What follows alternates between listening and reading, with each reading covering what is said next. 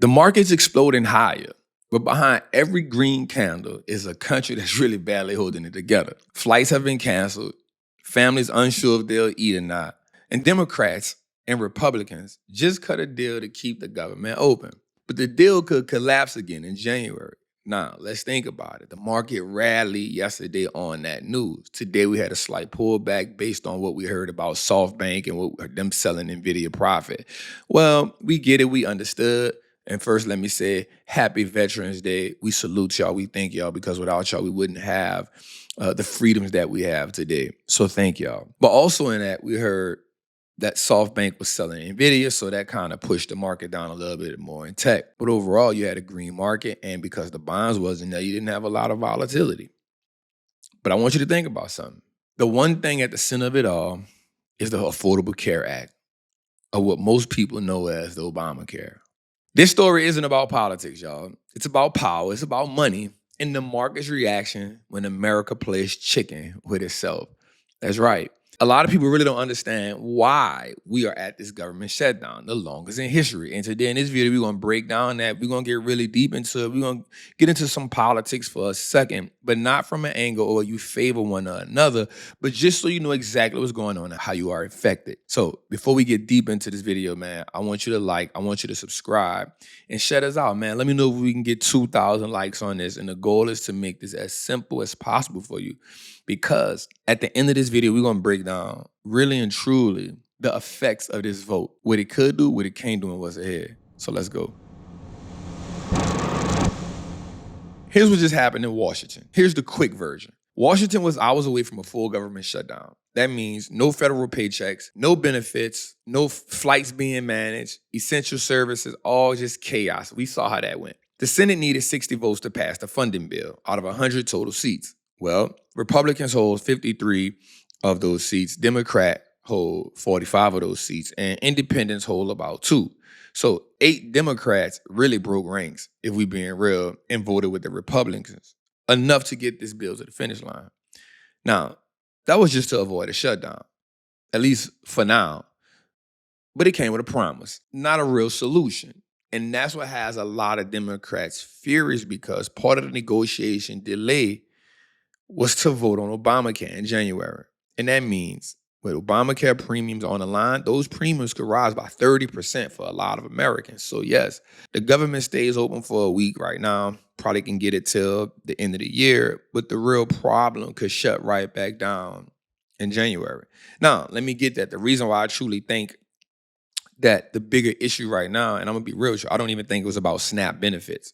I truly think the real deal was because they understand that the holiday time is the time where people spend the most money in America. A lot of companies actually make their profit for the year in the full quarter, in case you don't know that. A lot of companies make their full year profit in the full quarter, but also it is the most busiest traveling time of the year. So y'all seen these airports lately. Y'all know that chaos, and the government doesn't want to be under that kind of trouble. So my idea, this is just simple, and it's just my idea, is those Democrats that voted for that was like, yo, this is not the time for that. You know, I'm not here to say they right or wrong. But what I will say is this. Because there's no promise on the Obamacare Act in those premiums, and because the Republicans said that we'll vote on it again in January, then that means we could actually be facing this all over again because you and I both know that voting on something don't mean that it's going to pass, which is why the Democrats are really, really, really, really mad for the 8 people that switched over because they're like, bro, y'all just got sold a promise. Y'all know in the streets we call that, it just sold y'all a dream, you hear me? And I'm not here to say what's right or wrong. I'm just want to tell us what happened. So this is why traders are watching closer than ever. This is why we really got to pay attention. This is why I be telling my people like, yo, just be cool for a second. Now, let's think about this. You might be thinking to yourself, wait, if the government almost shut down, why is the market like rallying? Well, because Wall Street trades on one thing, and that's certainty. So every bad certainty is better than chaos. I'm gonna say it again. Even bad certainty is better than chaos. So when the bill passes, the S&P 500, the Dow, the NASDAQ, they all jump. Treasury bills dropped a little bit lower, signaling some relief. Investors moved from fear to relief. Notice that we went from extreme fear to fear. So this was just really about optimism and giving the market some breathing room because the market does go up 76% of the time. But the breathing rooms come with a cost. And we got to know that, right? So if the bill fails in January, it's not just Washington that suffers. It's corporate earnings, it's consumer spending, and investor confidence. Think about it. 30% higher healthcare costs means less disposable income. Families going to spend less. Companies make less. Market slows down. So that is why you see the market soar yesterday, and you actually saw a late day rally today. If you looked at the markets, the Nasdaq was down. Everything was red except for the Dow, and then the S&P slowly churned back, and then we saw the Nasdaq all the way down to like 90%, almost a full percent, and it rallied back almost to single digits. So I want you to understand that the stock market is always looking for a reason to go up. Now, let's just peel back another layer. Obamacare, officially Affordable Care Act, was designed to make healthcare accessible and affordable for more Americans. It helped cover people with pre-existing conditions and expand their Medicaid. The funding for it comes partly from government subsidies and insurance premiums, but the cost structure has ballooned crazy. And that's a big fight. Because with inflation and rising medical expenses, insurance providers are now raising premiums. And if the government cannot stabilize it, those costs could jump out of this world. So when lawmakers debate on Obamacare, they're really debating who pays that bill. This is why the funding bill is at the bottom. And it is important because I want you to understand something. While politicians argue, regular people are wondering if they can afford a doctor's visit. And that is no fun, especially during the holidays. It's a time of the year where everybody wants to try to find some type of joy. So the political math, here's what happens next. The Senate promises Democrats they'll vote on Obamacare in January. But a vote doesn't mean it passed. And if it fails, then that shutdown drama could be right back in our face. Now, this time, what I will say is this drama is now next time. It won't be funded by, the holidays. They'll have nothing to let, if we're talking 43 days now, we may go 60 days then. Now, here's the twist. Trump did say he'll sign the current bill if it reaches his desk, meaning we'll likely end the shutdown probably Wednesday, Thursday, or Friday. But remember, this isn't really a fix. It's a patch. The market trades, for short term, but the country lives long term. So what happens today doesn't just affect us tomorrow, it affects us for the next few years. And I want us all to keep that in mind. So while we do benefit off the market, we do got to understand that there's other things at play.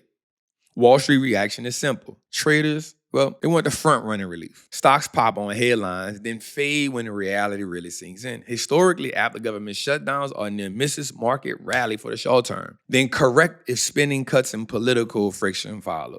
That's why this week's surge, it ain't really irrational. It's kind of just a reflex. But the bigger play I need us to understand is the setup for January. This is way bigger than stocks for me when I talk to y'all. Because I always tell us we got to learn a little bit about economics and we got to learn a little bit about what's going on. So here's what we should watch. Keep on your radar, write this down in your book that in January, that vote on Obamacare, whether it passes or fails, it's going to spike the market. Treasury yields, if they rise again, it means traders see inflation and higher premiums ahead, and consumer sentiment. That'll tell you if Americans are still spending. Markets can rally from here if Washington stays calm, but if the vote collapses, expect a very fast pullback. And I want you to be looking for that. I want you to be monitoring it. I want you to pay attention to that.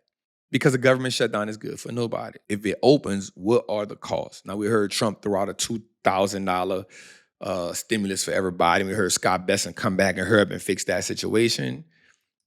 The market might be green, but the story underneath the red and blue, that's politics, pressure, and people.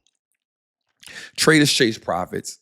Families chase stability. Both are trying to survive in uncertainty.